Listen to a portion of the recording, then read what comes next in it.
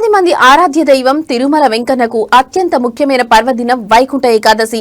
వైకుంఠ ఏకాదశి నాడు స్వామివారిని దర్శించుకుంటే వైకుంఠ ప్రాప్తి కలుగుతుందని భక్తుల విశ్వాసం. దేశంలోని ప్రధాన వైష్ణవ ఆలయాలలో వైకుంఠ ఏకాదశి నాడు మూల విరాట్ను దర్శించుకుని ఉత్తర ద్వారం గుండా ప్రవేశించడం ద్వారా వైకుంఠ ప్రాప్తి చెందుతారని నమ్మకం. కానీ తిరుమల శ్రీవారి ఆలయంలో మాత్రం ఉత్తర ద్వారానికి బదులుగా వైకుంఠ ప్రదక్షిణ ద్వారం ఉంటుంది. ఆ మార్గం గుండా జీవితంలో ఒక్కసారైనా వెళ్లాలని భక్తుల ఆకాంక్ష. దీనికోసం పరితపిస్తుంటారు ప్రతి సంవత్సరం. అయితే ఆ గడియలు రానే వచ్చాయి. తిరుమలేశుని వైకుంఠ ఏకాదశి పర్వదినంపై ప్రత్యేక కథనం. ముక్కోటి ఏకాదశి నాడు వైకుంఠ ద్వార ప్రవేశం సాంప్రదాయం. ప్రతి వైష్ణవాలయంతోనూ ఉన్నట్లే తిరుమలలోనూ ఉత్తర ద్వారానికి బదులుగా వైకుంఠ ద్వారం ఉంది. అయితే అది ఎక్కడ ఉంది అనేది చాలా మందికి తెలియదు. రోజు లక్షల సంఖ్యలో స్వామివారిని దర్శించుకుంటున్న ఆలయంలోకి వెళ్లగానే స్వామిని దర్శించుకునే ఆతృతలో అన్ని మర్చిపోతారు. అసలు స్వామి రూపం చూసేదానికే టైం ఉండదు. మరి గర్భగుడి ఆకారం స్వామి ఆలయంలో నిర్మించబడిన ఈ మహా వైకుంఠ మార్గం ఎక్కడ ఉంది? ఎవ్వరికీ తెలియని ప్రశ్న. అయితే విష్ణువు ఉండే చోటు వైకుంఠం. ఆ వైకుంఠ వాసుని చేరేందుకు వైకుంఠ మార్గంకు వెళ్లాల్సిందే. ఈ మార్గం పరమ పవిత్రం. మనసును శ్రీహరిపై ఉంచి సమస్త పాప పీడలను వదిలించుకునేందుకు మానవాళికి లభించిన విశిష్టమైన తలుపులివి. నరులకే కాదు సమస్త దేవతలకు పీడ నివారిణి ఈ మార్గం.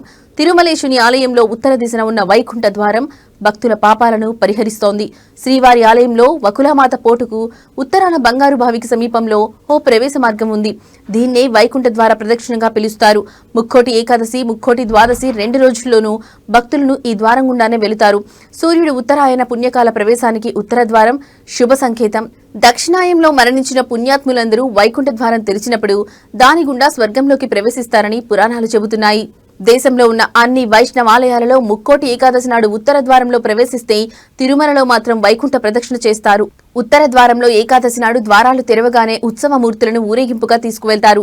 కానీ తిరుమల శ్రీవారి ఆలయంలో మాత్రం వైకుంఠ మార్గంలో ఏకాదశి రోజున ఉత్సవమూర్తులను తీసుకెళ్లరు. తిరుమల శ్రీవారి ఆలయం దేశంలో ఉన్న వైష్ణవాలయాలకు మధ్య తేడా ఉండడం వల్ల కొన్ని మార్పులు చేశారు. వైష్ణవాలయాలలో కొన్నింటిని ఆలయాన్ని నిర్మించి తర్వాత మూల విరాట్ను ప్రతిష్ఠిస్తారు.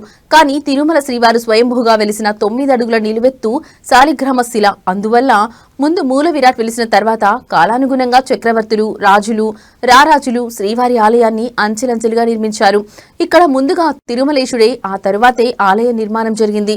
అందువల్ల శ్రీవారి ఆలయంలో ఉత్తర ద్వారం ఏర్పాటు చేయలేదు. గర్భాలయానికి దగ్గరగా ఉన్న వైకుంఠ ప్రదక్షిణ మార్గాన్ని వైకుంఠ ద్వారంగా ఏర్పాటు చేసుకున్నారు. సంవత్సరంలో వైకుంఠ ఏకాదశి, ద్వాదశి నాడు మాత్రమే శ్రీనివాసుడు కొలువైన గర్భాలయం ఆనుకుని ఉన్న ప్రాకారాలను చూడగలం. ఈ వైకుంఠ ద్వారంలో ప్రదక్షిణ చేసే భక్తులు మనసు నిండా స్వామివారిని నింపుకుని గోవిందా గోవిందా అంటూ నామస్మరణలు చేస్తుంటారు. అందుకే అన్ని పర్వదినాల కంటే ముక్కోటి ఏకాదశి నాడు స్వామివారిని దర్శించుకోవడానికి లక్షలాది మంది తిరుమలకు వస్తుంటారు. క్షణకాలం స్వామివారిని చూడడానికి రోజుల తరబడి క్యూలైన్లో వేచి ఉంటారు. తిరుమల తిరుపతి దేవస్థానం కూడా జనవరి 2, 3వ తేదీన జరిగే స్వామివారి ఏకాదశి, ద్వాదశికి తిరుమలను ముస్తాబు చేసింది. అయితే గతేడాది దేశంలోని మఠాధిపతులు, పీఠాధిపతులు అంగీకారంతో 10 రోజుల పాటు తిరుమలలో వైకుంఠ ద్వార దర్శనం కల్పిస్తూ వస్తుంది. అయితే ఈ 10 రోజుల్లో లక్షలాది మంది భక్తులు స్వామివారిని దర్శించుకుని మోక్ష మార్గమైన వైకుంఠ మార్గం గుండా వెళ్లనున్నారు. ఓం నమో వెంకటేశాయ. తిరుమల క్షేత్రంలో ఈ నెల 30వ తేదీన వైకుంఠ ఏకాదశి పర్వదినం సందర్భంగా అన్ని ఏర్పాట్లు పూర్తయినాయి. ముఖ్యంగా మనం పంచాంగం ప్రకారం ఉత్తరాయణము, దక్షిణాయనము అని 2 కాలాలు మనకు సూచించబడి ఉన్నది. ఉత్తరాయణ కాలంలో స్వామివారు మేల్కొని ఉంటారు. దక్షిణాయన కాలంలో స్వామివారు నిద్రకు ఉపక్రమిస్తారు. మనకి ఇప్పుడు ప్రస్తుతం దక్షిణాయన పుణ్యకాలం జరుగుతూ ఉంది. ఈ దక్షిణాయన పుణ్యకాలంలో కౌశిక ద్వాదశి, ఉత్తాన ఏకాదశి రోజున స్వామివారు నిద్రలు మేల్కొంటారు. ఈ ఏకాదశి రోజున వైకుంఠంలో దేవతలందరూ కూడా వచ్చి స్వామివారిని దర్శించుకుంటారు. అందుకే వైకుంఠ ఏకాదశి, ముక్కోటి దేవతలు స్వామివారిని వైకుంఠంలో దర్శించుకుంటారు కాబట్టి ముక్కోటి ఏకాదశి అనే పేరు వచ్చింది. ముఖ్యంగా సంవత్సరంలో 24 ఏకాదశులు పంచాంగం ప్రకారం మనకు ఉంటాయి. శుక్లపక్ష ఏకాదశి, కృష్ణపక్ష ఏకాదశి, ప్రతి నెలలో 2 ఏకాదశులు ఉంటాయి. పురాణాల్లో తెలిపిన విధంగా ఏకాదశి ఉపవాసము, జాగారము, ద్వాదశి స్నానమాచరించి ఆలయం సందర్శించి శ్రీ మహావిష్ణువు దేవతామూర్తులను సందర్శించుకొని ఉపవాస విరమణ చేయడం అనేది ఏకాదశి వ్రత విశేష ఫలితాలు ఇస్తాయని చెప్పి ఆగమ శాస్త్రాలు, పురాణాల్లో చెప్పబడి ఉంది. అటువంటి పవిత్రమైన, అన్నిటిలో కంటే అత్యంత పవిత్రమైన ఏకాదశిగా ఈ ముక్కోటి ఏకాదశి తెలుపబడి ఉన్నది. ముక్కోటి దేవతలు ఏకకాలంలో స్వామివారిని దర్శించుకుంటారు కాబట్టి ముక్కోటి ఏకాదశి అని పేరు వచ్చింది. ఈ పర్వదినాన తిరుమల శ్రీవారాలయంలో ప్రాతకాల ఆరాధనలతోటి ఈ వైకుంఠ ద్వార ప్రదక్షిణానికి ప్రత్యేకమైన పూజలు నిర్వహించి ఈ ధనుర్మాస కైంకర్యాలకు తీసుకెళ్లేటటువంటి పుష్పమాలికల గంపలో ఈ గంపతోటి ఈ యొక్క వైకుంఠ ద్వార మార్గంలో ప్రవేశించడం జరుగుతుంది. అక్కడ నుంచి ఈ వైకుంఠ ద్వార ప్రదక్షిణ మార్గం తెరిచి ఉంచబడుతుంది. 30వ తేదీ నుంచి జనవరి నెల 8వ తేదీ వరకు 10 రోజుల పాటు ఈ వైకుంఠ ద్వార ప్రదక్షిణ మార్గం భక్తుల సందర్శనార్థం తెరిచిపడి ఉంటుంది. ఈ వైకుంఠ ద్వార ప్రదక్షిణ గుండా ఆ రోజు నుంచి భక్తులు ప్రదక్షిణ చేసుకుని స్వామివారి అనుగ్రహాన్ని పొందగలుగుతారు. తిరుమల క్షేత్రంలో మరో విశేషం ఏమిటంటే శ్రీవైకుంఠ విరక్తాయ స్వామి పుష్కరిణీ తటే రమయ రమమానాయ వెంకటేశాయ మంగళం. వైకుంఠంలో విరక్తి చెంది శ్రీ మహావిష్ణువు భూలోకంలో తిరుమల క్షేత్రంలో స్థిర నివాసం ఏర్పరచుకున్నారు కలియుగాంతం వరకు అన్నది ఈ యొక్క శ్లోకం యొక్క తాత్పర్యం. కాబట్టి ప్రస్తుతం శ్రీ మహావిష్ణువు వైకుంఠాన్ని వీడి భూలోకంలో తిరుమల క్షేత్రంలో ఉన్నారు కాబట్టి తిరుమల క్షేత్రంలో ఏ రోజు సందర్శించుకున్న స్వామివారికి ఈ వైకుంఠ ఏకాదశి ఫలితాలు ఉంటాయి.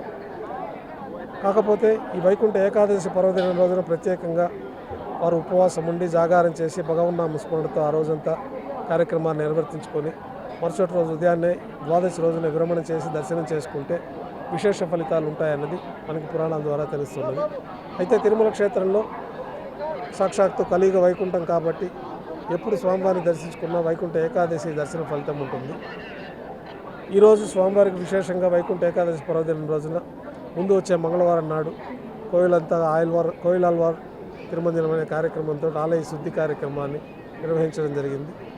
తర్వాత ముందు రోజు వచ్చే శుక్రవారం నాడు స్వామివారికి వైకుంఠ ఏకాదశి పర్వదినం సందర్భంగా వజ్రాల కిరీటము, వజ్రాల ముఖపట్టి, వజ్రాల కర్ణపత్రాలు, వజ్రాల శంకుచక్రాలు, వజ్రాల నాగాభరణము, వజ్రాల భుజకీర్తులు, వజ్రాల కటిహస్తము, వజ్రాల వరదహస్తము, వజ్రాల సూర్యకటారి, దశావతార వడ్డాణము, విశేష ఆభరణాలతో అంతా కూడా స్వామివారికి అలంకారం జరిపి ఉన్నది. ధనుర్మాసం సందర్భంగా శ్రీవారికి రత్నాల చిలక, శ్రీవల్లి పుత్తూరు చిలక, మన ఉద్యానవన శాఖ వారు ఏర్పాటు చేసిన మరొక చిలకను కూడా 3 చిలకలు అలంకరించబడి ఉంటుంది. ఈ వైకుంఠ ఏకాదశి పర్వదినం రోజు స్వామివారి విశేష వజ్రాభరణాలతో దర్శించుకోవచ్చు. ఆ రోజు ఉదయం 9 గంటలకి స్వర్ణ రథోత్సవాన్ని కూడా 4 తిరువీధుల్లో వైభవంగా నిర్వహించడం జరుగుతుంది. ఆ రోజు మధ్యాహ్నం నుంచి కూడా ఉభయ దేవేలతో శ్రీ మలయప్ప స్వామివారు వాహన మండపంలో వేంచేసి భక్తుల దర్శనార్థం అక్కడే ఉంటారు.